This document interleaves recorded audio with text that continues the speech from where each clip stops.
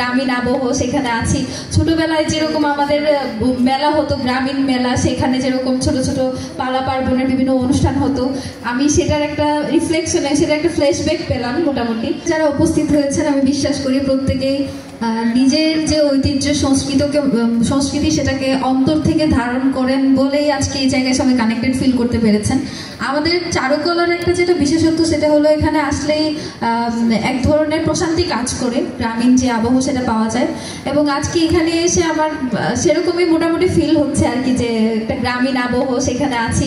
ছোটবেলায় যেরকম আমাদের মেলা হতো, গ্রামীণ মেলা, সেখানে যেরকম ছোট ছোট পালা পার্বণের বিভিন্ন অনুষ্ঠান হতো, আমি সেটার একটা রিফ্লেকশনে, সেটা একটা ফ্ল্যাশব্যাক পেলাম মোটামুটি।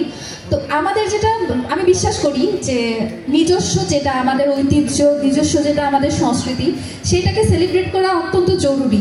কারণ যার নিজস্ব কোনো আইডেন্টিটি নাই সে আসলে একজন ইন্ডিভিজুয়াল হিসেবে, স্বতন্ত্র জাতি হিসেবে আসলে খুব বেশি দূর আগাতে পারে না বা নিজেকে মেলে ধরতে পারে না। তো বৈশ্বিক মণ্ডলে হোক, নিজস্ব পরিসরে হোক, আমাদের যেটা নিজস্বতা সেটাকে সেলিব্রেট করা, সেটাকে মানুষ পর্যন্ত পৌঁছানো অত্যন্ত জরুরি। এবং সেই জায়গা থেকে আমি আমাদের ডাকসুর সাংস্কৃতিক সম্পাদককে অনেক থ্যাংক ইউ জানাবো। সে অনেক কাজ করছে, তার মধ্যে তার এই কাজগুলো খুবই ভালো। আমরা আশাবাদী যে আমরা এরকম আরও কাজ দেখতে পারবো।